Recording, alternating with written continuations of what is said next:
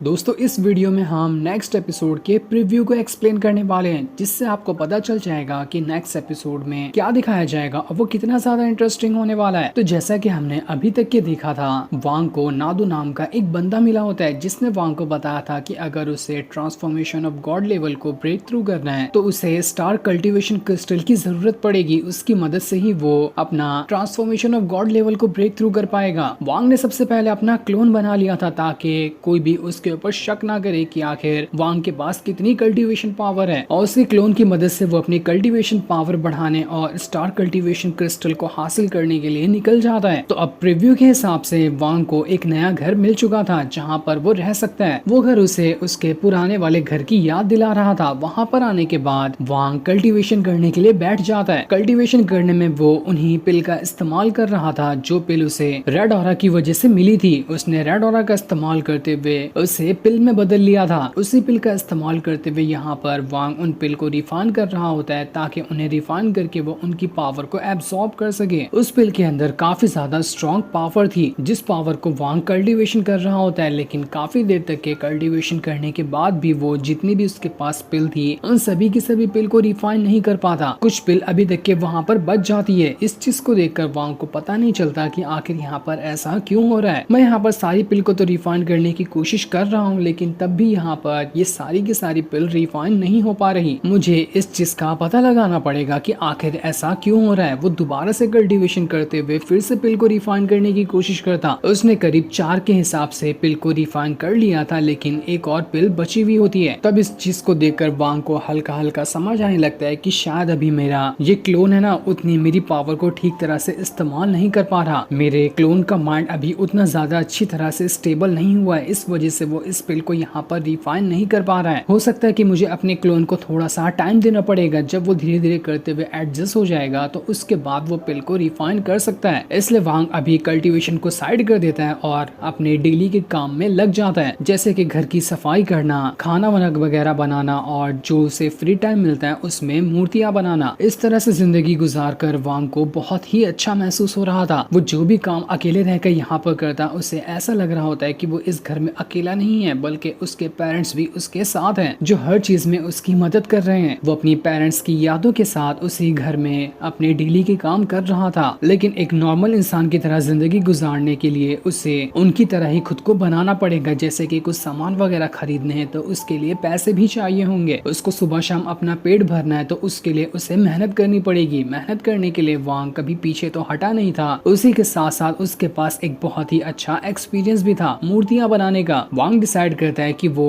इसी मूर्तियों को बनाने का बिजनेस शुरू करेगा और यहाँ पर एक छोटी सी शॉप खोल लेगा, ताकि जैसे ही अगर शॉप में कस्टमर वगैरह आएंगे तो वो उससे मूर्तियां खरीद कर उसके बदले उसे पैसे देंगे, जिसकी मदद से इस गांव में रहना वांग के लिए थोड़ा सा आसान हो सकता है। इसलिए वांग दिन रात करके वहाँ पर जितनी हो सकता है उतनी खूबसूरत तरीके की लकड़ियों से मूर्तियां बनाना शुरू कर देता है, ताकि लोगों को जितनी ज्यादा मूर्तियां पसंद आएगी उतना ही ज्यादा वो लोग उसे खरीदने के बारे में मन बना लेंगे। जितने भी लोगों से आज तक वो मिला था और जितने भी लोग उसके करीब थे उन सभी की वो मूर्तियां बना रहा होता है। उसमें से एक सबसे ज्यादा खास तरह की मूर्ति थी जो कि कोई मूर्ति किसी और की नहीं बल्कि बिल्कुल ली मुआन जैसी लग रही होती है। ऐसा लग रहा था कि वांग ने ली मुआन को याद करते हुए उसके लिए भी एक मूर्ति बनाई है जो कि हूबहू उसी की तरह लग रही थी। उस मूर्ति को देखकर वांग काफी ज्यादा खुश हो जाता है। उसे देखकर उसे ली मुआन की यादें आने लगती है। वांग का अब डेली का यही काम हो चुका था। उसे डेली मूर्तियां बनाना था और उसे अपनी दुकान में लगाना था। ऐसे ही मूर्तियां बनाते हुए जब कुछ दिन गुजर जाते हैं तब अचानक से ही उसके घर पर एक छोटा सा लड़का आ जाता है। वो वांग के घर के पड़ोस में ही रहता था। उसे नहीं पता था कि उसके पड़ोस में कोई नया नेबर आया रहने के लिए, इसलिए वो बच्चा घर में घुस आया होता है ताकि देख सके कि हमारे पड़ोस में कौन सा नया इंसान रहने के लिए आया है। वो बच्चा जैसे ही अंदर आता है वहाँ पर उसे वांग दिखाई देता है जो कि मूर्तियां बना रहा था। उसे देखकर तो उस बच्चे की खुशी का ठिकाना नहीं रहता, क्योंकि वांग ने वहाँ पर इतनी ज्यादा खूबसूरत तरह की मूर्तियां बनाई थी जिसकी कोई हद नहीं होती है। वो बच्चा तो उन मूर्तियों को देखकर एकदम हैरान रह चुका था कि ये कितनी ज्यादा सुंदर है। इतनी सुंदर मूर्तियां मैंने अपनी लाइफ में कभी नहीं देखा था। वो वांग से कहता है, अंकल आपको पता है मैं आपका पड़ोसी हूँ। मुझे लगा कि आप नए नए यहाँ पर आए हो तो इसलिए मैं आपसे मिलने के लिए आ गया। मुझे आपकी मूर्तियां बहुत ज्यादा पसंद है। उस बच्चे के पास अभी हाल फिलहाल तो कुछ पैसे नहीं थे, इसलिए वांग तब भी एक अच्छी वाली मूर्ति जो उस बच्चे को पसंद आ जाती है उस बच्चे को फ्री में ही दे देता है, जिसे पाकर तो वो बच्चा बहुत खुश हो गया था, लेकिन जैसे ही बच्चे के पेरेंट्स को पता चलता है कि उनके बेटे ने कहीं से मूर्ति लेकर आ गया है तो उन्हें लगता है कि शायद इसने चुराया होगा। इसलिए वो वहाँ से वांग की दुकान पर आते हैं ताकि उससे मूर्ति के बारे में पूछ सके। जब उन्हें पता चलता है कि बच्चे ने नहीं चुराया बल्कि वांग ने ही दिया है तो वो लोग काफी ज्यादा खुश हो जाते हैं। उन लोगों ने वांग को अपने घर पर इनवाइट भी किया था, जहाँ पर आने के बाद वांग को बहुत अच्छा लगता है। वो लोग वांग को खाने पीने के लिए भी देते हैं। पूरा परिवार वहाँ पर मिलकर टेबल पे खाना खा रहा था। इस चीज को देखकर वांग को ऐसा लगने लगता है कि वो अपने बचपन में जा चुका है और अपने परिवार के साथ ही बैठकर खाना खा रहा है। ये सारी चीजें महसूस करके वांग को बहुत ज्यादा खुशी महसूस हो रही थी। पूरे परिवार के लोग वहाँ पर आपस में बातें कर रहे होते हैं। जो लोग काफी अच्छे से हंसी मजाक कर रहे थे उनसे वांग की बहुत अच्छी दोस्ती हो जाती है, क्योंकि बस वो उसके घर के पड़ोस में ही रहा करते थे। ऐसे ही कुछ दिन और गुजर जाते हैं। वांग ने मूर्तियां बनाने का काम नहीं छोड़ा था, वो डेली मूर्तियां बना रहा होता है। तब एक दिन उसने किसी तरह के ड्रैगन की मूर्ति बनाई थी। एक बंदा जैसे ही दुकान पर आता है, जैसे उसने वहाँ पर ड्रैगन की मूर्ति को छूने की कोशिश की थी, वो ड्रैगन की मूर्ति वहाँ पर जिंदा हो जाती है और वो तो उस बंदे के ऊपर ही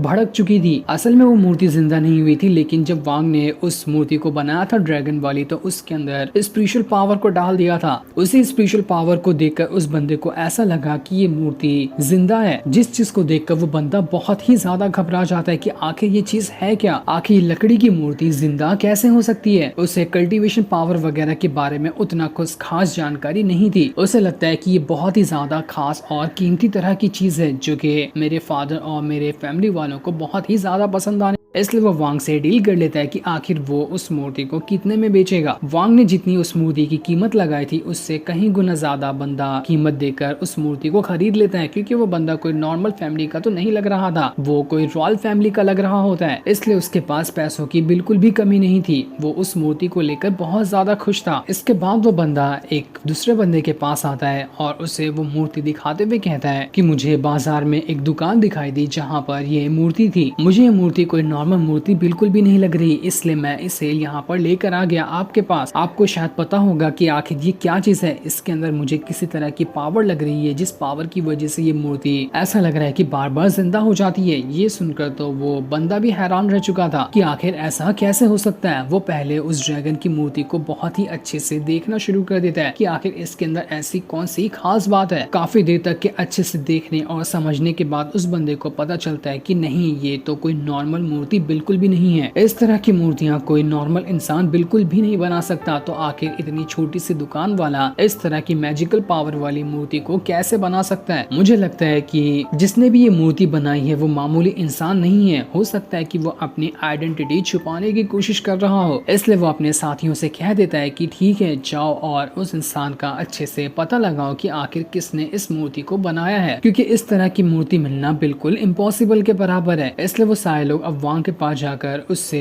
मूर्ति वगैरह के बारे में पूछने लगेंगे। हो सकता है कि इससे यहाँ पर वांग की हल्की फुल्की आइडेंटिटी रिवील हो जाए, जो कि वांग बिल्कुल भी नहीं चाहेगा। तो अब देखना इंटरेस्टिंग होगा कि क्या उन लोगों के आने के बाद वांग की आइडेंटिटी रिवील हो जाती है कि वो इतना ज्यादा स्ट्रॉन्ग बंदा है या फिर नहीं। ये चीज तो हमें ऑफिशियल एपिसोड में बताई जाएगी जो कि संडे को रिलीज होगा। तब तक के लिए थैंक्स फॉर वॉचिंग।